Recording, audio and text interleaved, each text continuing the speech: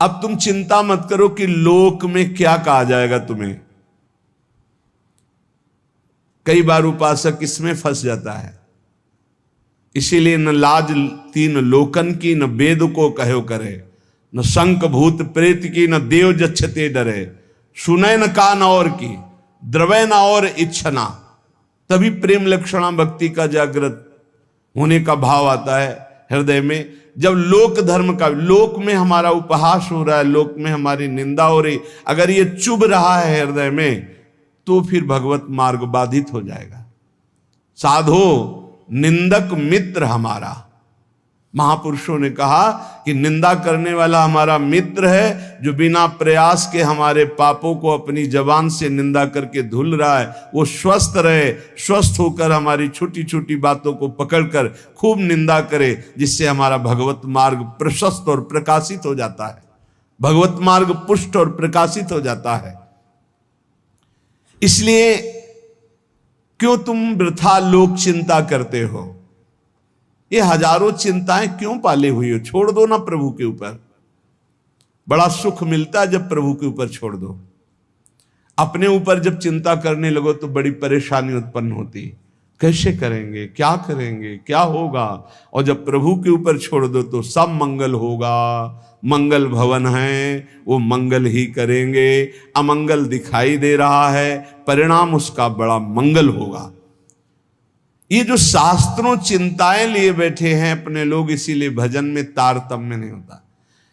कभी लीला में डूब रहे, कभी नाम जप में डूब रहे, कभी सेवा में, ये तारतम्य नहीं रहता। कभी प्रपंच की बातें, कभी प्रतिष्ठा का चिंतन, कभी नाना प्रकार के मान सम्मान का चिंतन, ये घुसने ना पावे हृदय में।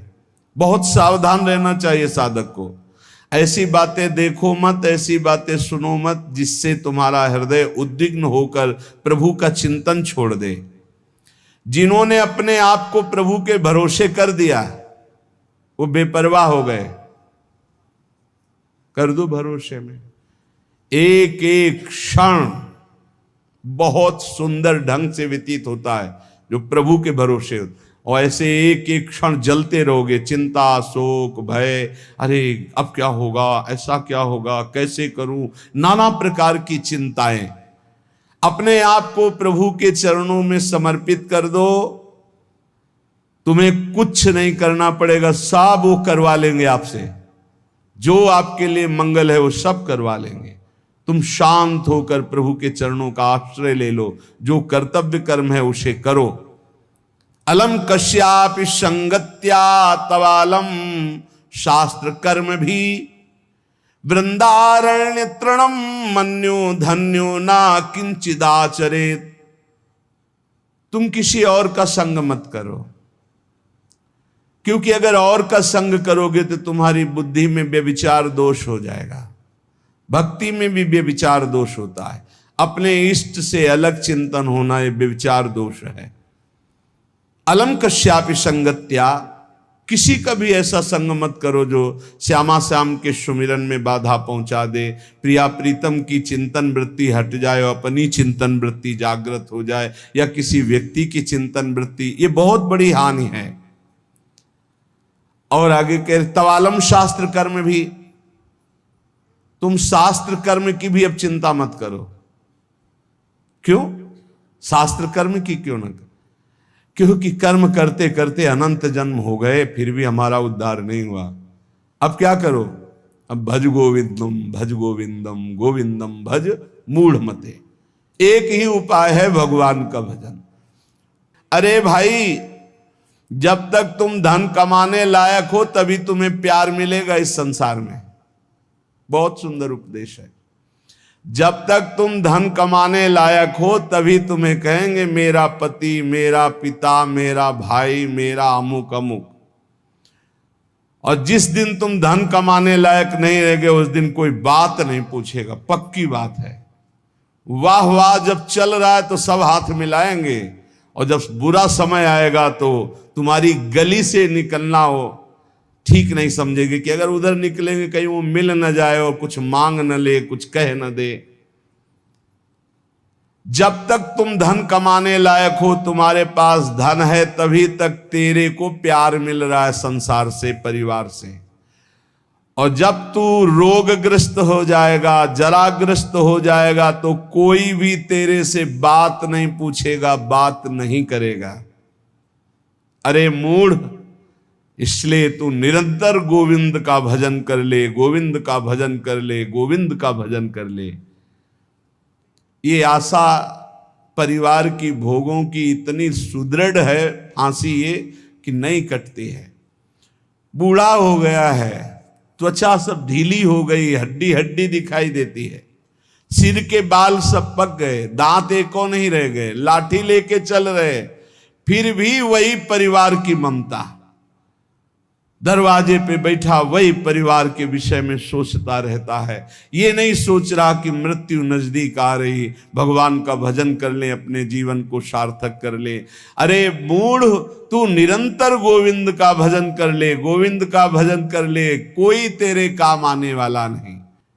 जब अवस्था ढल जाती है तो काम वेदना अंदर रहती, लेकिन काम क्रीड़ा नहीं हो पाती, जलता रहता है वो वृद्ध। जब जल सूखने लगता है तो जलाशय, जिसमें उसमें जो अंदर होते, कछुआ, मछली, मेढक, जो भी जीव, सब व्याकुल होने लगते हैं। क्या जलाशय, जब जल सूख गया, अवस्था निकल गई, तो क्या विकार, काम विकार उसे जलाता रहता है। वो चिंता से जलाशय में डलते रहते हैं कि अब पानी सूखा, मरेंगे। ऐसे ही जब धन नष्ट हो जाता है तो कोई परिवार का मित्र, रिश्ता, नाता कोई निर्वाह नहीं करता। सच्ची हमने देखा है, ये दृश्य देखे। इसी प्रकार अगर तत्व ज्ञान हो गया तो संसार से तुम मुक्त हो जाओगे। इसलिए तत्व ज्ञान प्रदान करने वाले भगवान गोविंद का भजन कर। दिन व्यतीत हुआ, रात आई, रात व्यतीत हुई, प्रातः हुआ, फिर दिन व्यतीत हुआ, फिर सायं आई। तुम्हारी आयु नष्ट हो रही, गए 24 घंटे, अब पता नहीं कितने घंटे, कितने मिनट हैं।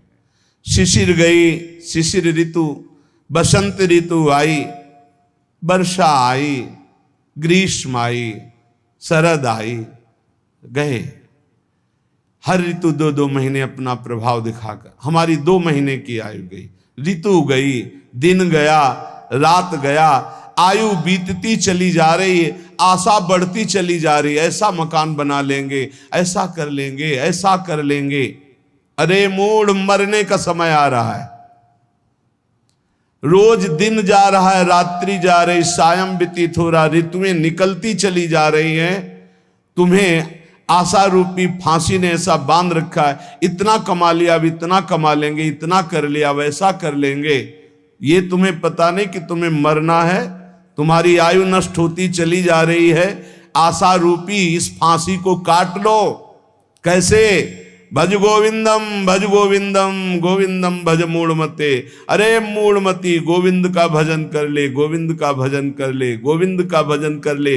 नहीं, मृत्यु के समीप आने पर ये व्याकरण का शब्द डुक्रिंच करने, ये तुम्हारी रक्षा नहीं कर पाएगा। ये व्याकरण, ये पढ़ाई लिखाई, ये तुम्हारी मृत्यु पर विजय प्राप्त नहीं। मृत्यु पर गोविंद गोविंद हरे मुरारे, गोविंद गोविंद मुकुंद कृष्ण, गोविंद गोविंद रथांग पाणे, गोविंद दामोदर माधवेति। ये भगवान नाम ही तुम्हारी रक्षा करेंगे। जिसने गीता जी को पढ़ा, श्रीमद् भागवत गीता जी, कुछ लोग तो इस भेद ही नहीं जान पा रहे हैं कि श्रीमद् भागवत और श्रीमद् भगवत गीता जी अलग है, नहीं जान पाते हैं कई लोगों के ऐसे। जिसने जो युद्ध क्षेत्र में भगवान श्री कृष्णचंद्र जी ने अर्जुन को 18 अध्याय उपदेश किया, उसे श्रीमद् भगवत गीता जी कहते हैं। और भगवान व्यास देव जी द्वारा रचित श्री सुखदेव जी ने जो 7 दिन में परीक्षित जी को सुनाया, वो श्रीमद् भागवत है। जिसने भगवत गीता को पढ़ा है, गंगा जल के एक बूंद भी आचमन किया है, एक बार भगवान श्री कृष्ण की पूजा कर ली है, यमराज उसकी तरफ आंख उठा के भी नहीं देखेंगे। एक बार भगवत गीता पढ़ा, एक बार गंगा जल का आचमन किया, एक बार भगवान श्री कृष्ण की अर्चना वंदना कर ली, तो यमराज कभी उसकी तरफ नहीं देखेंगे। इसलिए एक बार का जब इतना महत्व है तो तू हर समय भज गोविंदम भज गोविंदम भज गोविंदम मूढ़मते, हर समय गोविंद का भजन कर, गोविंद का भजन। अये मूढ़मती, तेरा कोई साथ नहीं देगा, तू गोविंद का भजन कर। कहते हैं कि ये भजन की अवस्था नहीं है, तो कब भजन की अवस्था होती? बाल्यावस्था खेल कूद में चली गई, जवानी स्त्री में आसक्त भोग में चली गई, वृद्धावस्था रुपया पैसा नाती पनातीन की चिंता में चली गई, तो परब्रह्म परमात्मा का भजन करने की कौन सी अवस्था है? अरे जब से होश हो जाए तभी से भजन शुरू कर दो। चेतना जागृत हो, बुद्धि काम करने लगे, राधा राधा राधा, गोविंद गोविंद गोविंद भजन करे। अरे मूढ़, कोई तेरा साथ देने वाला नहीं, इसलिए भज गोविंदम भज गोविंदम। इस संसार में बार बार जन्म होता है, बार बार मरण होता है, बार बार 9 महीने माता के गर्भ में रहना पड़ता है। अब तो होश संभाल ले, मनुष्य शरीर मिला है, भगवान श्री कृष्ण की शरण में आ जा और इस अपार संसार से पार हो जा, और हर क्षण गोविंद गोविंद गोविंद ऐसा रट, नहीं बार बार जन्म मरण के चक्र से तुझे कोई नहीं बचा सकता है। रात गई, दिन गए, पक्ष गया, कृष्ण पक्ष शुक्ल पक्ष, महीना गया, अयन उत्तरायण दक्षिणायन, वर्ष गए, कितने वर्ष गए, अब भी तुझे होश नहीं। तू यहां लोगों से राग द्वेष में फंसा है। अरे तेरी मृत्यु का समय आ रहा है, परम पद पहुंचने का उपाय कर।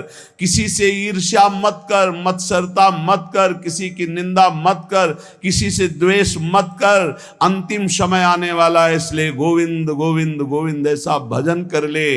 अरे मूढ़, तेरा कोई साथ देने वाला नहीं। माताओं बहनों की तरफ काम दृष्टि से देखकर अपनी क्यों दुर्गति करते हो? कुछ नहीं है। जहां तुम्हें आकर्षण लग रहा है कुछ नहीं है। मोह विकार है तुम्हारा, अज्ञान का विकार है। बार बार मन में विचार करके उनके चरणों में वंदना करो, उनके प्रति काम भाव करके। गलत दृष्टि से मत देखो, मूढ़, तेरी दुर्गति हो जाएगी। इसके लिए तू गोविंद का भजन कर, गोविंद का भजन कर। माताओं बहनों पर काम दृष्टि करके दुर्गति का कारण मत बन। कष्टम, जरा विचार कर, तू कौन है? कभी बैठकर सोचा कि शरीर में रहते 15 वर्ष हो गए, 30 वर्ष हो गए, 50 वर्ष हो गए, तू शरीर नहीं तो है कौन? कभी सोचा? कष्टम, कौन है तू? और कोहम कुतः आयाता, मैं कौन हूं, कहां से आया हूं? कामे जननी कोमे ताता, असली में मेरा पिता कौन है, माता कौन है? ये तो बनावटी है, कुछ समय के लिए छूट जाएगा शरीर। ये शरीर संबंधी माता पिता है, लेकिन मैं कौन हूं?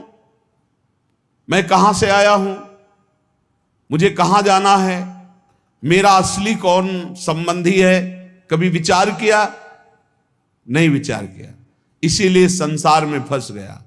अब विचार कर, शुद्ध विचार के लिए गोविंद गोविंद गोविंद ऐसा नाम जप कर, तो तुझे समझ में आने लगेगा ये संसार असार है। उमा कहूं मैं अनुभव अपना, सत हरि भजन जगत सब सपना। चाहे एक श्लोक ही गीता जी का पढ़े, रोज गीता जी का एक श्लोक पढ़कर अर्थ सहित चिंतन करे। विष्णु शास्त्र नाम, गोपाल शास्त्र नाम, इनका नित्य पाठ करे। 1000 नाम हो जाते हैं, बहुत लाभ मिलता है। 35 मिनट में हो जाता है, बहुत आराम से गाइए तो 40 मिनट में हो जाएगा। रोज गोपाल शास्त्र नाम, विष्णु शास्त्र नाम का पाठ करो। रोज गीता जी के भले चाहे एक श्लोक ही पाठ करो। और कह रहे कि भगवान श्री हरि का नाम कीर्तन, उनका पूजन, उनका ध्यान करो, और सदैव संत जनों का संग करो। नेयम सज्जन संगे चित्तम, चित्त संत जनों की वाणी में दे, असंतों की वाणी में ना दे। पर हमें लगता है संत जनों की वाणी में चित्त बहुत कोई भाग्यशाली देता है, नहीं तो प्रपंच की वाणी सुनने के लिए कान बहुत लालायित रहते। देयम दीन जनाय च वित्तम, यदि भगवान ने तुम्हें धन दिया है तो तुम उस धन का सदुपयोग करो, ऐसी जगह सेवा में लगाओ जो भगवान के अनुराग में चल रहे हैं, भगवान के भजन में लगे हुए हैं, गौ सेवा है, या ऐसे जो गरीब हैं औषधि के लिए परेशान हैं उनको औषधि का व्यवस्था कर दे। ऐसा धन का शोधन धन्य प्रथम गति जा।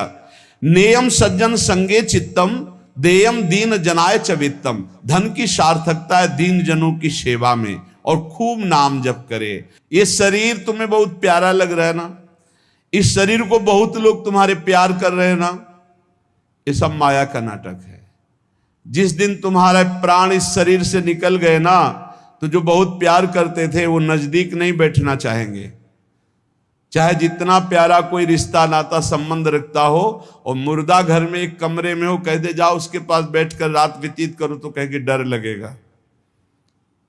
प्राण निकलने पर कोई तेरा नहीं है, इसलिए जब तक प्राण है तो प्राणनाथ गोविंद का भजन कर ले। गोविंद गोविंद गोविंद।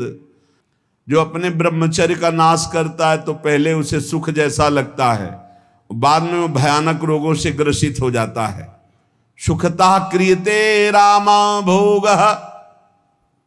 बहुत सावधान, जितना आप अपने ब्रह्मचर्य को सुरक्षित रखेंगे उतने ही आप आत्म बलवान होंगे, उतने आप पवित्र बुद्धि वाले होंगे, उतने ही शरीर आपका स्वस्थ होगा, आपकी इंद्रियां तेजस्वी बलवान हो जाएंगी, भोगों की तरफ जाने के लिए नहीं, भगवान की तरफ जाने के लिए।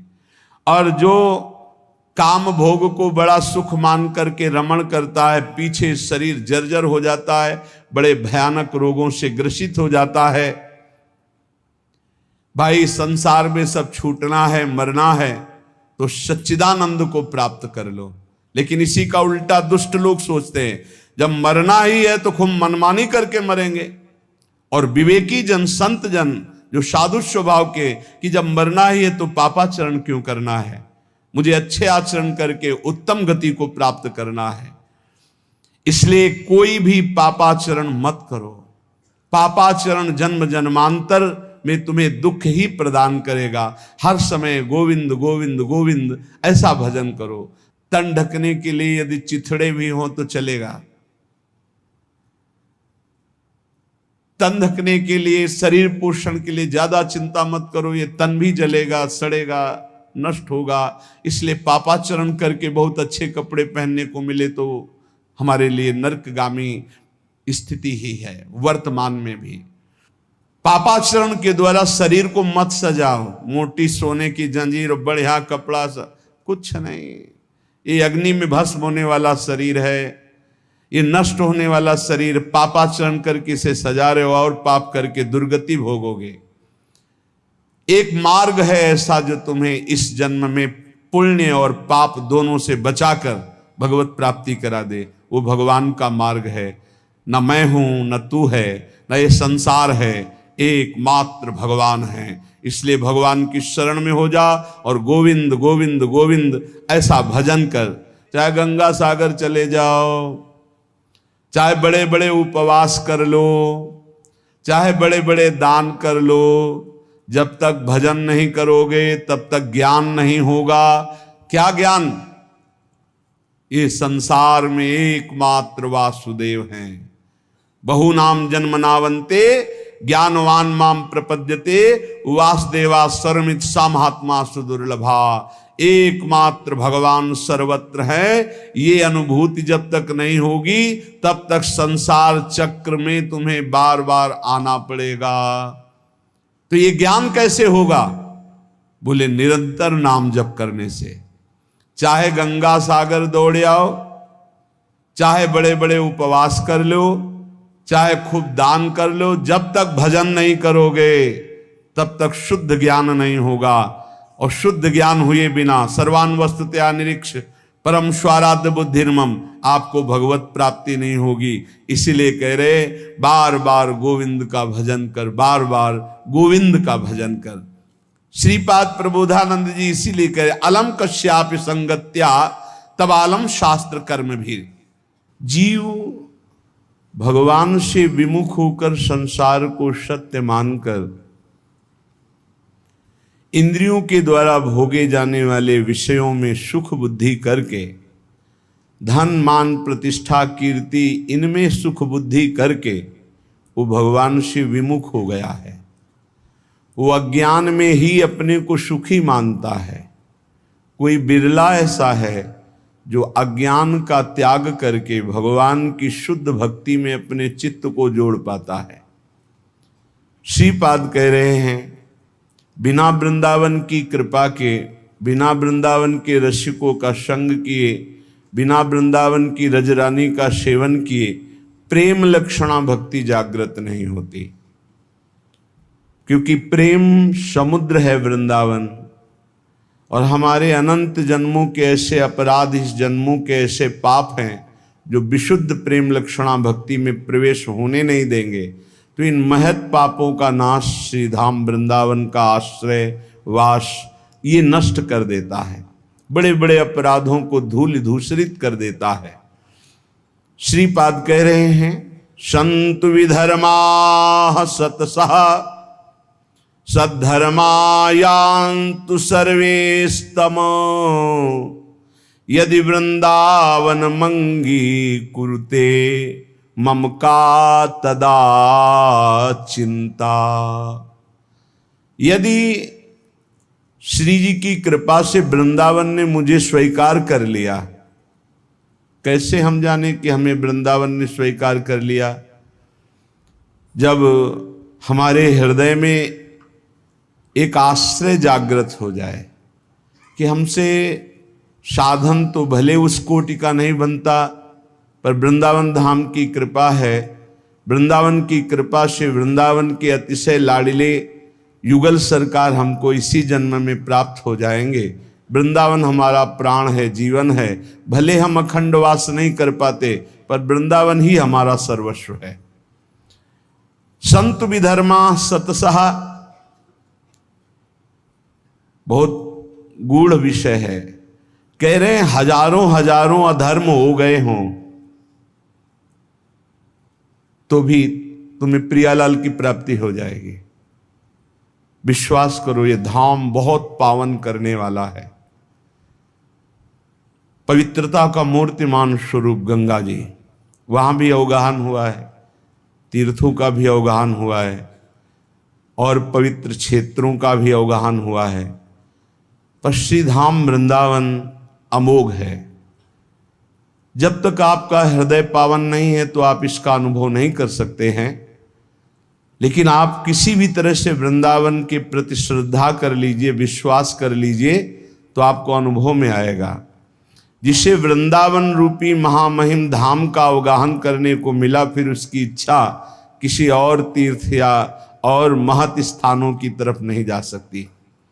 अगर जा रही है तो अभी अवगाहन नहीं हुआ। पाए रतन चीन्हो नहीं, करते दीन्हो डार, ये माया श्री कृष्ण की मोहे सब संसार। अगर वृंदावन मिला, महामहिम वृंदावन ने कृपा करके अपने में आश्रय दिया या वास दिया, और आप उसे छोड़कर अन्य किसी तीर्थ में पावन होने की इच्छा रखते हैं, तो रतन को नहीं पहचान पाए इसलिए फेंक दिया और कांच को उठा लिया। पाए रतन चीन्हो नहीं, दीन्हो करते डार, हाथ से छोड़ दिया। धाम के वास मात्र से श्रीपाद कह रहे हैं कुरते मम का तदा चिंता। अब मुझे कोई चिंता नहीं, भगवत प्राप्ति पक्की।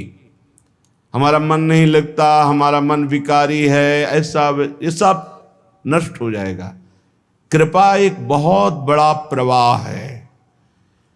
जीव सरिता सावन जल उमगत सन्मुख सिंधु सिधारे, कोई रोक ले। जब सावन में अच्छी वर्षा होती और बाढ़ आती है तो सीधे समुद्र की तरफ उफनती हुई यमुना जी या गंगा जी जा रही, कोई रोक के दिखाए।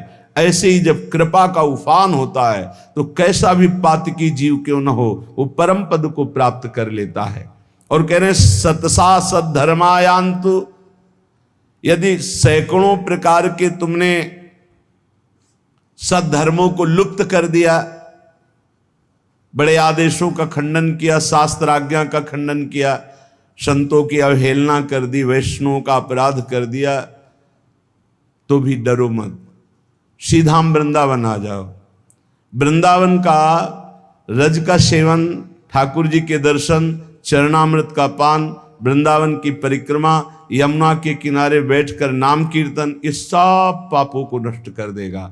पर उसमें एक नियम लेना होगा कि आगे से हमारे द्वारा पाप नहीं होंगे। यदि ऐसा नियम नहीं लोगे तो बार बार फिर वो प्रायश्चित नहीं माना जाता, फिर उसको भोगना पड़ता है। प्रायश्चित तब माना जाता है कि आज तक हुआ, आज के बाद मैं नहीं करूंगा, और पक्का नियम ले ले। फिर कोई व्यवस्था में त्रुटि हो जाती है तो भगवान जानते हैं कि उनकी प्रबल माया है, फिर क्षमा कर देते हैं। आशा व्याधादि वृंदा विपिने वासाय यत्नोधाई, यदि मंद धीर वर्हिष्याम वृंदा विपिनम कृपालु पालये तदपि। यदि तुम्हारे हृदय में कहीं ये आशा जग जाए, भले वास ना हो कि मुझे वृंदावन वास करना है और अंतिम वृंदावन में व्यतीत करना है, ये आशा भले आप कभी वास न कर पाए, ये हृदय से सच्चाई से हृदय से ये आशा जग जाए कि भगवान क्या कभी हम पर ऐसी कृपा होगी कि मैं सर्वस्व अपना वृंदावन मानकर आजीवन वृंदावन वास करूंगा। और उसके लिए वो चेष्टारत भी है, वासाय यत्नोधाई, प्रयास भी करता है, पर वो वृंदावन वास नहीं कर पाता, तो उसे वृंदावन वास का ही फल मिलेगा। ये है देखो चमत्कार आश्रय का। उसने मन में ठान लिया मैं वृंदावन वास करूंगा, चेष्टा भी करता है पर असफल हो गया, वृंदावन वास नहीं कर पाया, तो वृंदावन वास के ही फल का उसको अनुभव होगा। जो एक वृंदावन वासी को फल प्राप्त होता है वो उसको प्राप्त होगा। विश्वास करो, जो यत्नशील है, वृंदावन वास की आशा रखता है, भगवान नाम जप करता है, वो सीधे भगवत धाम जाएगा, शरीर छोड़कर, कहीं कोई भी हो, संशय करने की जरूरत नहीं। ये बड़े भाग्य से आता है। और यदि तुम्हें अखंड वृंदावन वास मिल गया, यदि मंदधीर वर्हि श्याम वृंदा विपिनम कृपालु पाले तदपि, तो तुम ये चिंता मत करो कि तुम्हारा पालन पोषण कैसे होगा, सीधा वृंदावन करेगा। तुम्हें अपने पालन पोषण के लिए बाहर जाने की जरूरत नहीं, सीधा वृंदावन अपने आप पालन पोषण करेगा। विश्वास करो। इस श्लोक में दो बातें इसमें बताई गई। पहला ये कि यदि आप ऐसी आशा सत्संग सुनकर धारण कर लिए कि क्या कभी मुझे अखंड वृंदावन वास मिलेगा, और आप प्रयत्नशील भी हैं और वृंदावन वास नहीं हो पाता, तो आपको वृंदावन वास का ही फल मिलेगा। दूसरा, यदि आप वृंदावन वासी हैं, आपको वृंदावन वास मिल गया है, तो किसी भी व्यवस्था के लिए बाहर कदम मत रखो, धोखा हो जाएगा। आपका पालन पोषण समर्थ वृंदावन है, पक्का विश्वास कीजिए।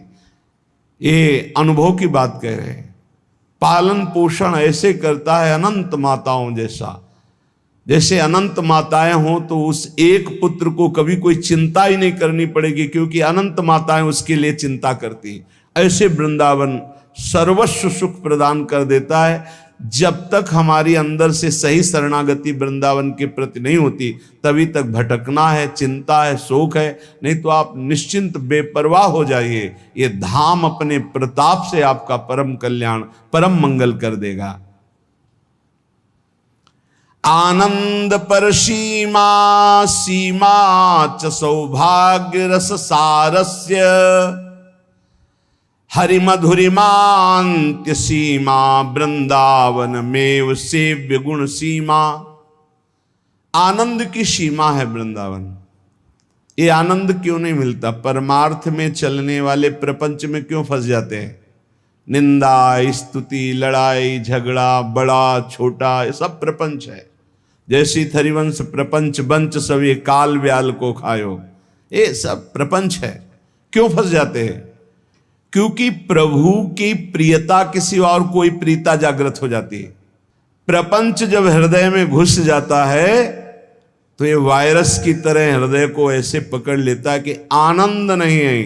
भगवदानंद धाम में रह रहे हो, प्रभु के आश्रित का मार्ग ग्रहण किए हो, कुछ न कुछ नाम जप कर रहे हो, सत्संग सुन रहे हो, आनंद क्यों नहीं आ रहा? क्योंकि ये प्रपंच अंदर घुस गया है। इस प्रपंच को हटाना होगा। कैसे हटेगा? बोले श्याम श्यामा पद कमल संग शिरनायो।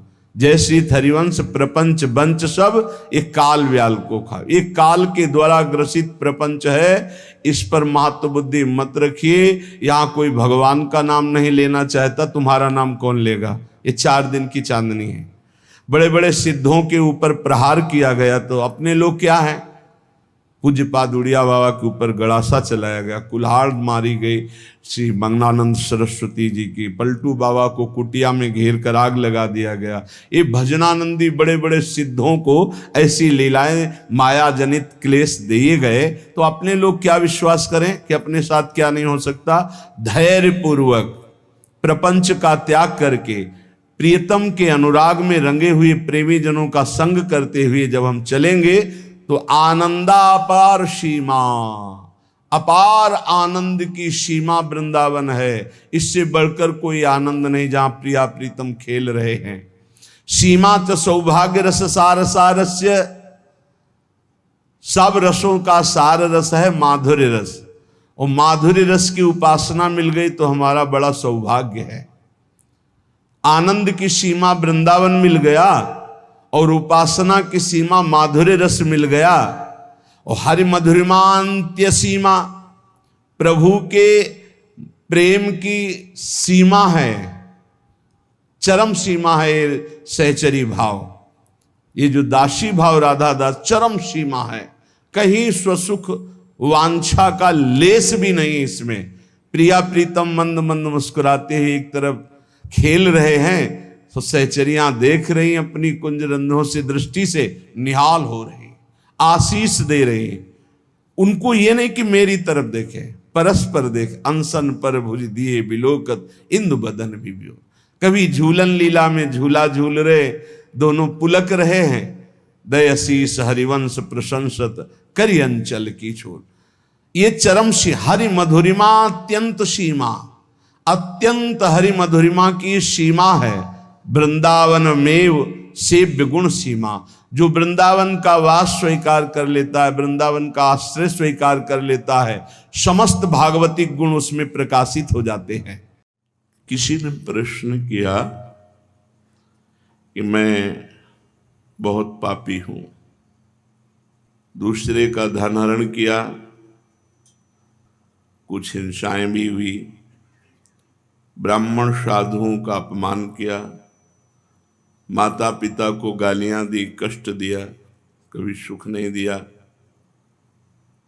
और सबसे दुश्मनी करना मेरा स्वभाव है। अब अंदर ही अंदर मुझे बहुत जलन होती है। ये अपनी करतूतों पर मुझे बहुत पछतावा हो रहा है। मैं सोच करके कि कितना पाप किया है कांप जाता हूं, अंदर ही अंदर रोता हूं। कोई उपाय है मुझ जैसे पापी का नरक ना जाना पड़े और परम कल्याण हो जाए? तो उत्तर, उपाय क्यों नहीं है? ऐसा कोई भी पापी जीव नहीं है जिसके लिए हमारी प्रियाजू का दरवाजा बंद हो। कैसे पापी क्यों न हो, हरिवंश नाम जो ले तो अलक लड़ेती रीझ के महल खवासी दे। कोई कितना भी बड़ा पापी हो, हमारी श्री जी के दरबार में सदैव आदर पूर्वक उसे स्वीकार करने की जगह है। निरादर नहीं कि तू पापी है, आदर पूर्वक। प्रभु यदि पापियों को अपनाएंगे नहीं, महान पतित पावन नाम इनका अधूरा हो जाएगा। पतित पावन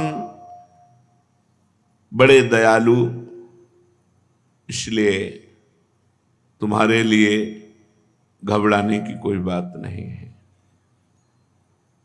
तुम पर उनकी कृपा हो चुकी है, तभी तो तुम्हें अपनी करतूतों पर पछतावा हो रहा है।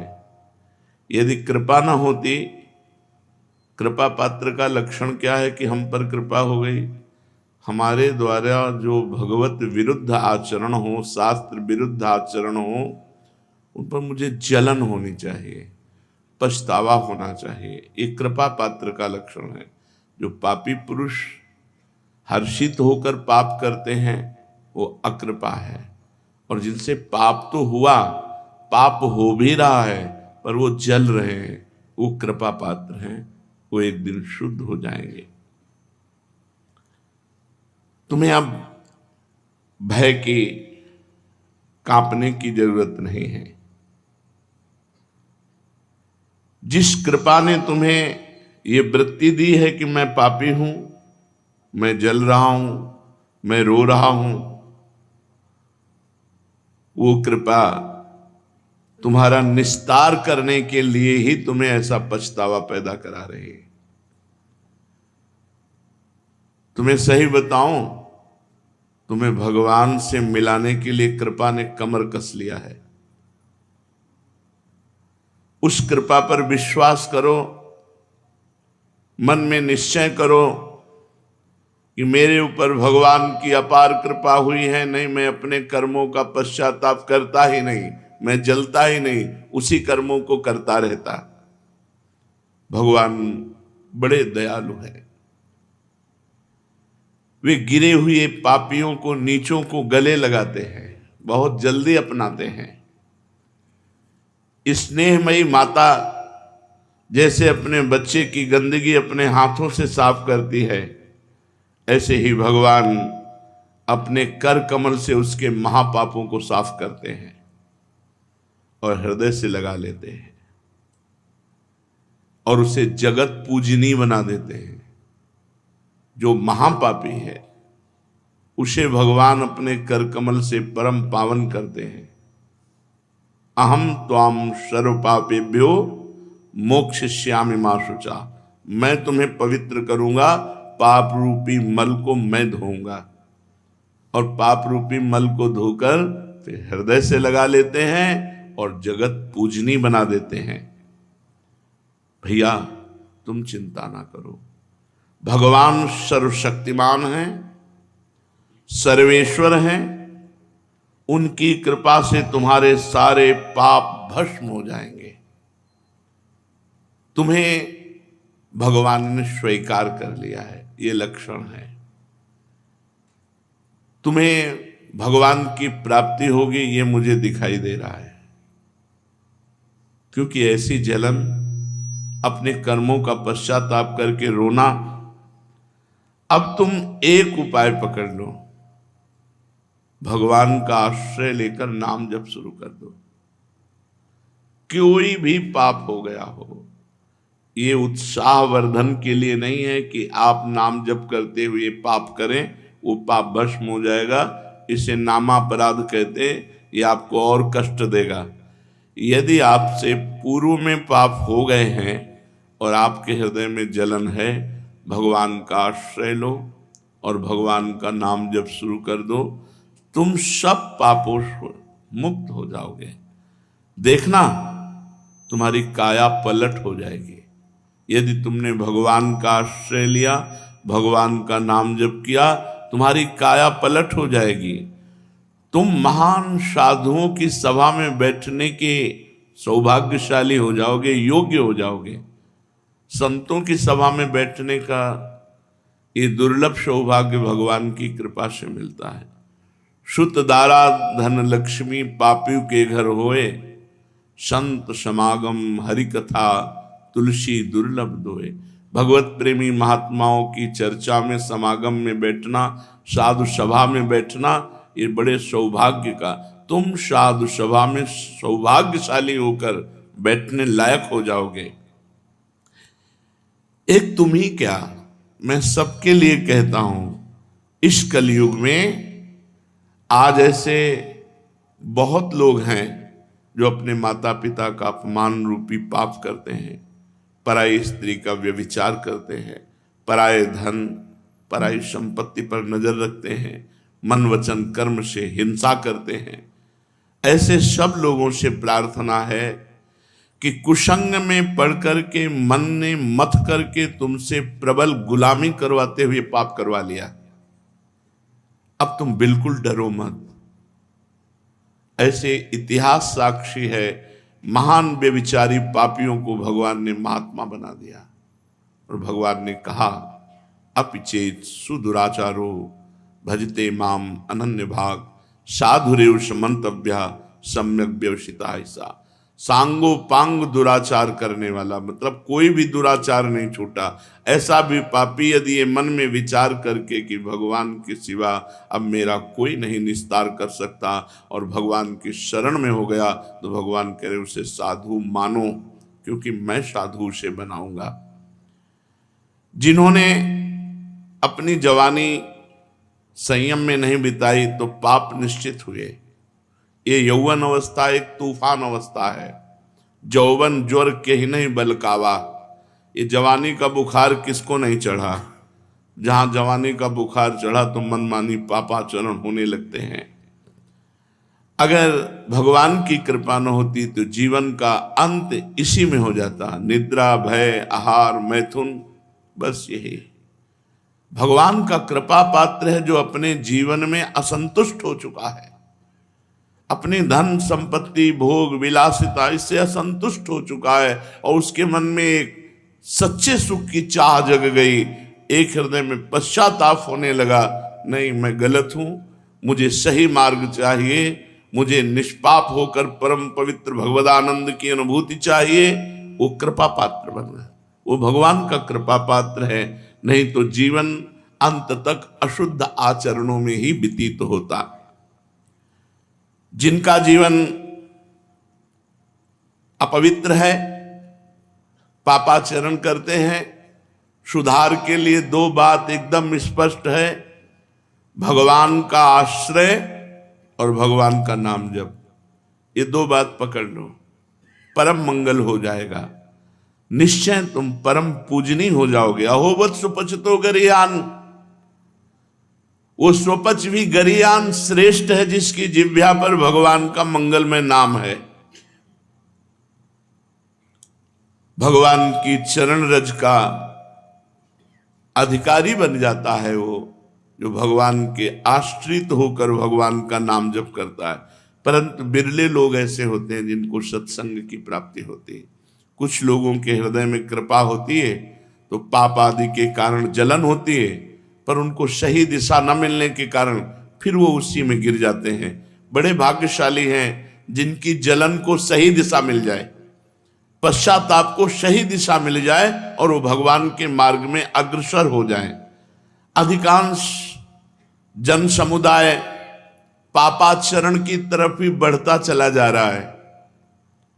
रुपया मिले वो कुछ भी करना पड़े, कुछ भी करना पड़े, इतना रुपये में इतना प्रेम, कुछ भी करना पड़े, चरित्र बेचना पड़े, धर्म बेचना पड़े, पाप करना पड़े, हिंसा करनी पड़े, बस रुपये से विषय भोग, विषय भोग से जीवन, जीवन से विषय भोग, अंततो गत्वा नरक की प्राप्ति।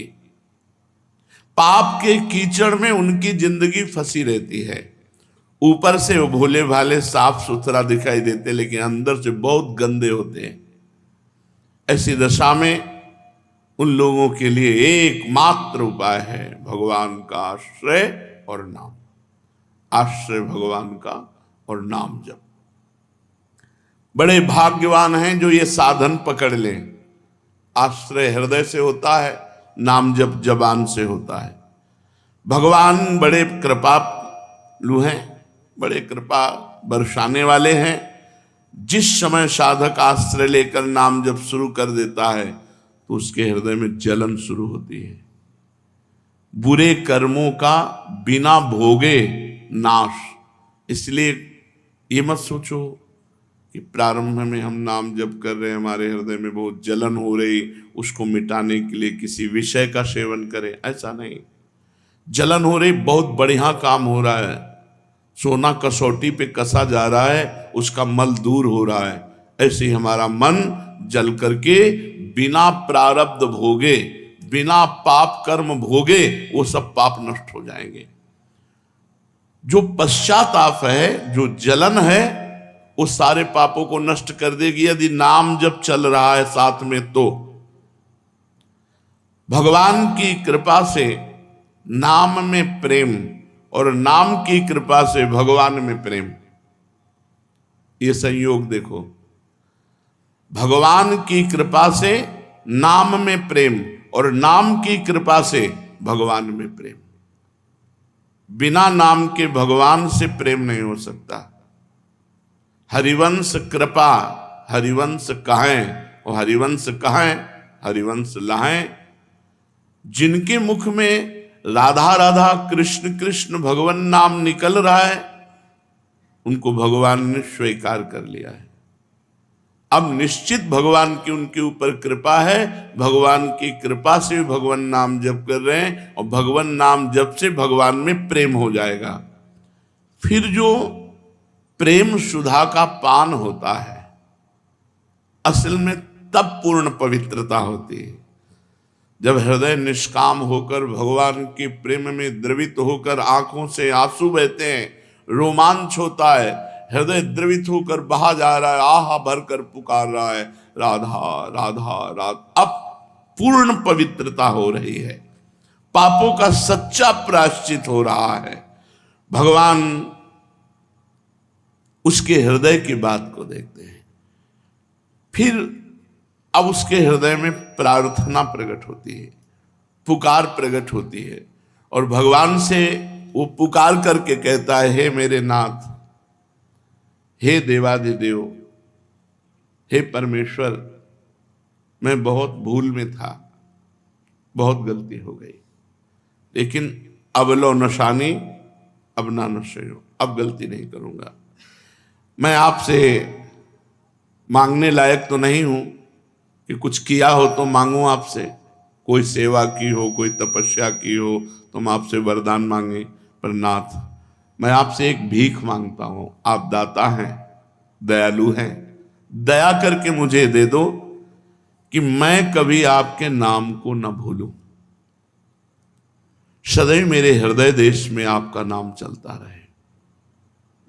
मुझे बहुत अच्छी बात लगी थी परसों नरसों सत्संग में, गोस्वामी तुलसीदास जी कह रहे हैं, बड़े बड़े व्रतधारी, तपस्वी, त्यागी, नियम, याज्ञिक बहुत सब हैं, इनको तराजू में हे रघुनाथ जी एक तरफ तौलिएगा और मुझे तौलिएगा। तो वैसे तो मैं भूत भविष्य वर्तमान में नीच जनों में सबसे श्रेष्ठ नीच हूं, पर पलड़ा मेरा गरु रहेगा, क्योंकि मैंने राम नाम का आश्रय लिया है। मैंने और कोई व्रत नियम तीर्थाटन कोई और यज्ञ याग आदि नहीं, केवल आपके नाम का आश्रय लिया। इसलिए रघुनाथ जी तुम तौल के देख लो, हमारा पलड़ा भारी रहेगा, बस नाम को पकड़ लो। यहां कह रहे प्रभु, यद्यपि मैं मांगने का अधिकारी नहीं हूं, क्योंकि मांगने का अधिकार तब होता है जब सेवा की हो, तपस्या की हो, व्रत नियम अनुष्ठान आदि, तो उसके बदले में मैं कुछ मांगू। पर मैं भीख मांग रहा हूं, भीख मांगने का तो अधिकार है ही, आप बहुत बड़े दाता हैं। नाथ मैं आपसे एक भीख मांगता हूं कि मैं आपके नाम को अपने हृदय से कभी भूलूं नहीं, बस यही जिंदगी का लाभ है। सब संतों की सुन करके कह रहा हूं और अपने हृदय की बात कह रहा हूं। हृदय में नाम चल रहा है, बस हमें कुछ नहीं चाहिए, लोक परलोक सुख मोक्ष बंधन ये सब हमारे लिए कूड़ा करकट है। हमारे हृदय में नाम चल रहा है, बस हम संतुष्ट है। नाम छूटा फिर हमारे पास कुछ नहीं है, फिर हमारे पास कुछ नहीं। जैसे भरे दरियाओं में नाव पलट जाए तो फिर तैरना आता नहीं, मरना ही है। ऐसे इस भव समुद्र से तैर कर पार चला जाए, ऐसा वीर कोई बिरला भगवान ही है। इससे पार तो भगवान ही हो सकते हैं, दूसरा कोई नहीं हो सकता, या भगवत स्वरूप महापुरुष। लेकिन अपने लोग जैसे हैं तो अपने तो उनकी नाम रूपी नाव में बैठे हैं। नानक नाम जहाज है, चढ़े सो उतरे पार। नाम रूपी जहाज में बैठ गए, अर्थात निरंतर नाम जप। अगर नाम छूटा तो मानो नाव पलट गई। अब कहाँ तैरना आता, नहीं तो डूब जाएंगे भव समुद्र में। इसलिए प्रभु मैं आपसे प्रार्थना करता हूं, आप मेरे हृदय देश में सदैव अपने नाम को चलाते रहिए, ये नाम चलता रहे। तुम ही मेरे अब जीवन के आधार हो। इस क्षण क्षण बदलने वाले, पल पल बनने मिटने वाले संसार में जो कुछ भी हो रहा है, जो कुछ भी सामने आ रहा है, जो कुछ भी हिल डुल रहा है, वो सब आपकी सामर्थ्य से हो रहा है। नाथ, अब ऐसे हमसे कोई आचरण न हो जिससे आपका भजन छूट जाए, आपका आश्रय छूट जाए। क्या कह रहे, यहां जो कुछ भी हो रहा है वो सब आपकी सामर्थ्य से हो रहा है। तो हे नाथ, अब आप ऐसी कृपा करो, अपनी माया को डांट दो, हमें ऐसी सामर्थ्य दो कि आपके विरुद्ध अब पापाचरण न हो, नाम न छूट जाए, आपका हृदय से चिंतन न छूट जाए। मेरा मन, मेरे प्राण अब आपके हवाले है। जितना जीवन बचा है वो आपके लिए है, ये प्राण समर्पित मदगत प्राणा। और मेरा मन आपको समर्पित है, आप इसको संभाल लीजिए। मेरे बस का नहीं है कि मैं मन को आप में लगाऊं, मैंने आपको दिया। अब ये भागे प्रपंच में जाए जो भी हो, आप देखो गोस्वामी तुलसीदास जी कह रहे हैं, हौ हार्यो करि जतन अतिशय प्रबल अजय, तुलसीदास बस होए तबै जब प्रभु पेरक बरजे। प्रभु जी मेरो मन हठ न तजे, हरि जो मेरो मन हठ न तजे।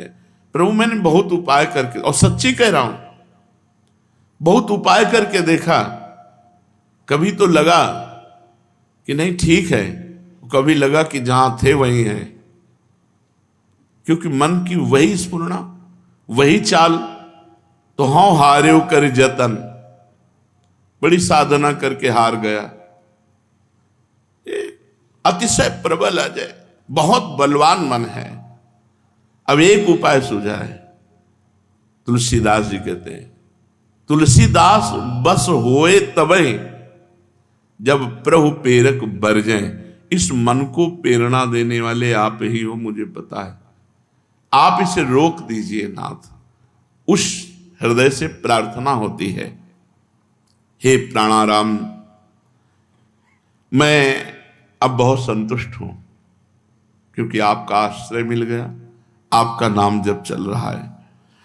आपसे प्रार्थना है, अब जो करूं तुम्हारी प्रेरणा से करूं, तुम्हारे संकेत से करूं, और सही प्रार्थना ये कर रहा हूं कि तुम हृदय में बैठ के करा लेना।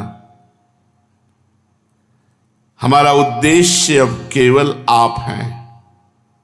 आप हमारे हृदय में विराजें, प्रेम से विराजें। आपका घर है, ये सब कुछ आपको समर्पित है। आपके सिवा मेरा अब कोई नहीं है। बस आपसे एक ही प्रार्थना है कि मैं आप में तुच्छ नगण्य नाचीज हर समय लगा रहूं। कभी वाणी पाठ, कभी सेवा, कभी नाम जप, कभी कीर्तन, कभी शांत बैठकर मंत्र जप, मैं आप में लगा रहूं।